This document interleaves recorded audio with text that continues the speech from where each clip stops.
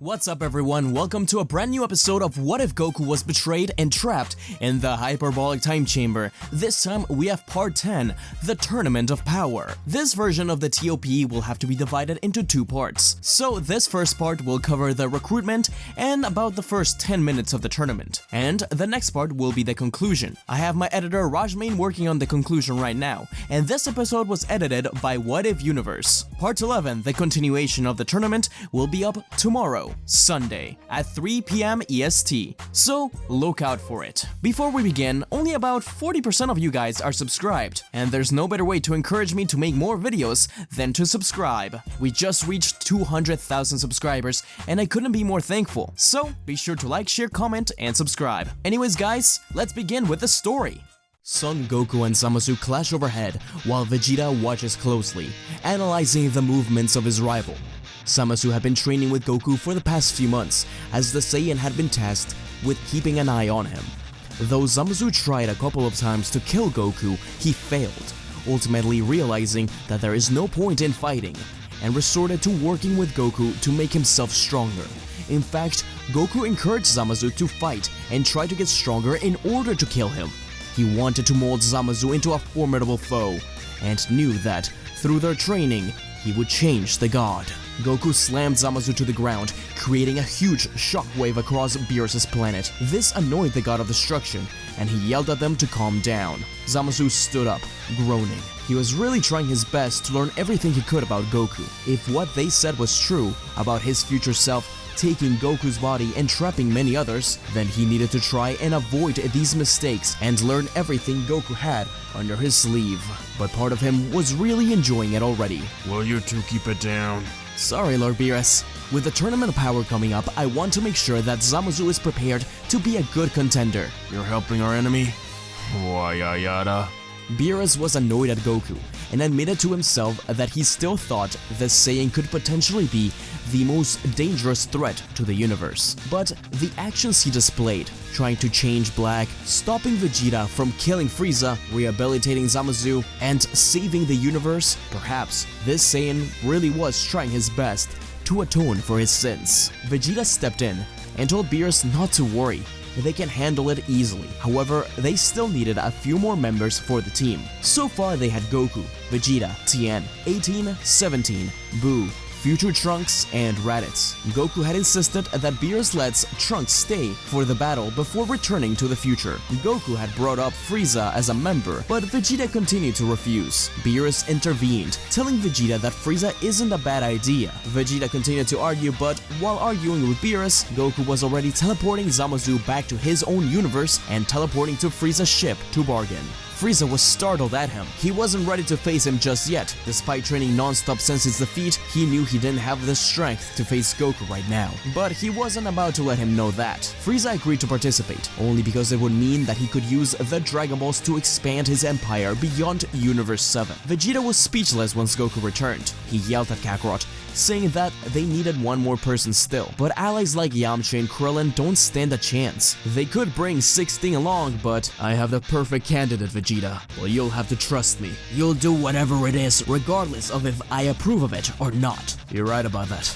Bye. Goku appeared over at Baba's place, where the witch watched him walk in, terrified. She still remembered the last time him and Vegeta battled there. Goku had a serious request. He wanted to bring back an old adversary to help them in battle, the only being to ever take his life. Someone he knew loved a fierce battle as much as him, maybe even more so. He wanted to bring back Cell. Baba was perplexed by this idea. She couldn't believe what she was hearing. That monster had caused the death of not only Goku but so many others. Was this wise? Goku told Baba that the fate of the universe depended on it. Though hesitant, she finally allowed it, and the perfect android, Cell, appeared before Goku. It has been too long, son Goku. Not long enough, but I've looked forward to our next encounter. I promise you, when we fight this time, I won't hold back for the sake of the planet. But first, I need your help. Goku explained to Cell their situation, and he agreed enthusiastically. He didn't even care that he would be back just for a day. As long as he got to fight the strongest foes, he would be satisfied. but told Goku to prepare himself. For every minute he spent in hell, Cell kept himself busy by image training, calculating countless scenarios on how to kill Goku. He was far more powerful than he ever was before, and Goku knew it. The two returned to Vegeta, who once again nearly killed Goku over this choice. Once things calmed down, the three trained hard over at Beerus's, but Cell wanted more than just the sparring match. That would just have to wait. It was really awkward between them. So, Vegeta, what's the Red Ribbon up to nowadays? I think they're a pharmaceutical company or something. I've heard Bulma talk about someone named Dr. Hito. Not like it matters. No way they're gonna try something stupid like bringing you back. Huh, yeah, that would be crazy. The team was set. Goku, Vegeta, Trunks, Frieza, Cell, Buu, 17, 18, Tien, and Raditz. Prior to departing, Goku and Vegeta said goodbye to Chi-Chi and Bulma, with Chi-Chi hugging Goku tightly and telling him to come back soon because, well, Chi-Chi told Goku that she was pregnant. Goku's eyes widened. Looking at Chi-Chi, he could see a mirage of his old friend, the little imaginary Gohan. Goku didn't have many words. He just smiled and said, "We'll name him Gohan." And so, the team set sail to the multiversal arena, where fighters from all over awaited the battle. Zeno cheered for Goku and the rest as they walked on stage, but Goku felt like he had a huge target on his back. The other fighters knew of his escapades against Universe 6, and he was now the primary target. Even if he was stronger than all of them, he couldn't take on such a large number of opponents, right? Goku nodded at the others. It was time. As soon as the tournament began, the majority of the Universal Fighters rushed towards Universe 7, aiming to destroy Goku as quickly as possible. The rest of the Z Fighters jumped out of the way as Goku took a deep breath and exploded his aura, causing a huge wave of ki that knocked dozens of fighters out of the arena. The only few that remained were the strongest. This caused Jiren, the Pride Trooper with the power of a god, to open his eyes. That power was impressive. The trio The Dangerous rushed towards Goku, while some of the other fighters ran away from Universe 7. The gods of destruction all looked at Beerus. This was not fair. Goku was joined by Raditz and Vegeta as they battled the wolves. The team-up of the three great Super Saiyans caused the arena to shake, while Tien battled Hit. He had been looking forward to their match since the last time he saw Goku battle him, a former assassin versus the multiverse's most dangerous assassin. While Tien couldn't beat him in power, he could use his various abilities to best him. 17 and 18 battled the Kamikaze Fireballs, which 17 had a lot of fun fighting. They largely had the upper hand through the battle, beating the three of them with a final sacrifice from Android 18. Buu and Dispo had an exhilarating battle, as the now skinny Majin Buu really wanted a pet rabbit. Dispo was way too fast, but Buu stopped him in place multiple times. Though their battle was interrupted by a giant kickoff from Tien, the last bit of energy being used as he destroyed the arena where Hit stood. Tien took many fighters along with him as he fell into the void, though Hit managed to remain and grab onto the arena at the very last second. Bergamo stomped around the arena trying to crush Goku, but the Saiyan ran up his arm once he punched down, grabbing onto his finger and throwing him out of the arena by it, while Raditz and Vegeta blasted the other two out of the arena. As they did this, Anilasa, the fusion of all of Universe 3, blinded everyone as he revealed himself. Goku and the others turned around, though Raditz told Vegeta and Goku to leave this to him. He has a plan. The Ultimate Saiyan rushed fearlessly into battle, with a fist full of ki. Goku and Vegeta nodded at each other, running to opposite ends of the arena.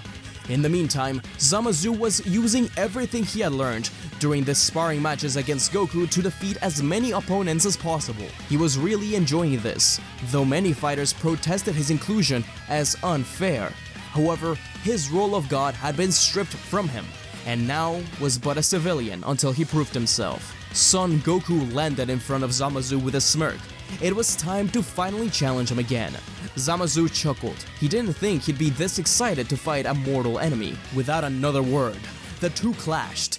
Goku was a Super Saiyan 4, but Zamasu was quickly pushing him to use his full power Super Saiyan 4. He was impressed. His techniques were already more refined than Goku Black's. Even so, he wouldn't let him win. Some of the other fighters stopped their battles to admire the fight between a god and a god.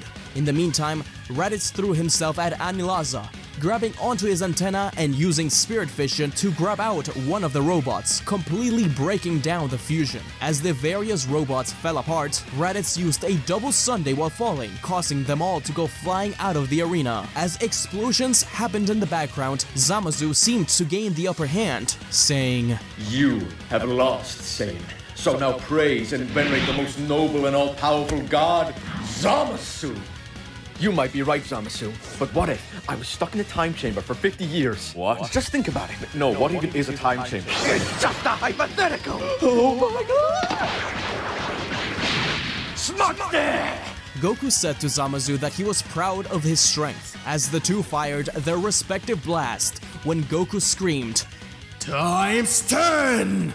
and finally defeated Zamasu. Toppo battled against 17 and hit, where he took in the power of the God of Destruction and knocked 17 out of the arena. Kaba battled Vegeta, who became a master figure to him. He told Vegeta that the battle against Goku inspired him to reach new heights, showing off Super Saiyan 3. But that wouldn't be enough against Vegeta, as he told Kaba that he had something under his sleeve. Instead, he looked at future Trunks and told him to show Kaba all he's got. Thus, both students of Vegeta clashed, with neither of them having a clear upper hand, until the end, where Trunks was about to win, but Kaba tapped into his full potential and both of them were knocked out of the arena. Frieza and Cell battled back to back as they knocked tens of opponents out of the arena. Cell was jealous of that power, but realized that he could potentially achieve it since he is made up of Frieza cells as well. Frieza chuckled. No cheap copy could ever compare to him. The two nearly came to fist, but Caulifla and Kale appeared before them. Frieza saw this as a chance to take care of even more Saiyans, while Cell saw this as a chance to better himself. The two teamed up against the Saiyans, who saw no other way to defeat the villains besides fusing. The technique surprised Cell and Frieza, but their team-up was flawless. Even with the power-up, Kefla couldn't stand a chance against the evildoers. And while fighting, Cell and Frieza argued what their fusion name would be, and decided on Salsa. Kefla was getting annoyed that they weren't taking the fight seriously, and started to slowly rampage, similarly to Kale. Frieza and Cell knew they had to end this quickly before she became trouble. Cell used his ki to cut the ground where she stood on, but Kefla jumped out of the way. Frieza fired a death ball, which Kefla caught and tried to push back.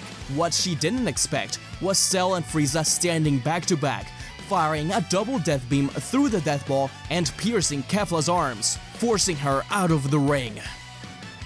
Only 10 minutes into the tournament, most fighters were already defeated. A match between Vegeta and Toppo began, while Goku had a rematch against Hit. Vegeta's fight was the toughest he'd had in a long time, as the power of the God of Destruction just proved to be too much. He knew he would have to take drastic measures, absorbing all of the ki he had and clutched his hand, looking up to the sky. This is for you, Bulma.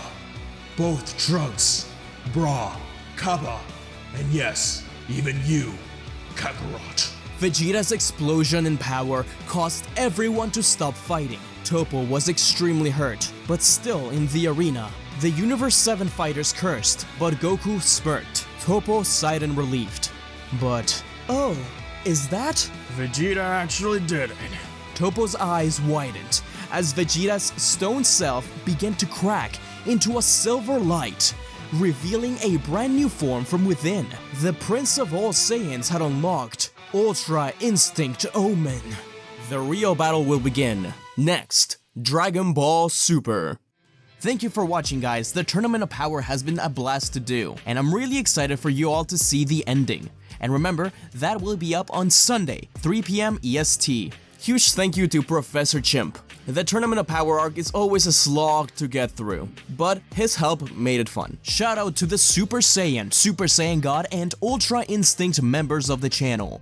Sonic is the best. Nuka Draco, The Baked Potato, All Might, Midnight Combatant, Neo Whitcomb, Sacred Saiyan, Field J. Akir, Pizza Hut Kitman, Orlando Castellano, Hannah Rowan, Sir Justice, The Real Samuel Randall, and Zachary Croy. I wouldn't be here without you guys. Memberships start at just $1.99 per month, and it really helps the channel. So if you want to go the extra mile and support the channel a little more, then be sure to become a member. Also, for those who weren't there, I did a stream on Monday celebrating 200,000 subscribers, and it went pretty well. I'm actually thinking about streaming more. Maybe once a week? I think it would be fun, but you guys let me know down below what you guys think. I also want to announce a few videos that I have coming up, including what if JoJo's Bizarre Adventure was an MCU movie? What if Saiyans were in Star Wars? What if Vegeta was betrayed by his friends? And of course the continuation of what if Goku and Vegeta went to Earth together? And some other ones here and there. I once again want to thank you all for your support. It means the absolute world to me, and I hope that you will continue helping me forward. And I hope that I continue to entertain you guys, and that you enjoy the content as we move on into the future. Thank you for 200,000 subscribers, and until we meet again. See ya!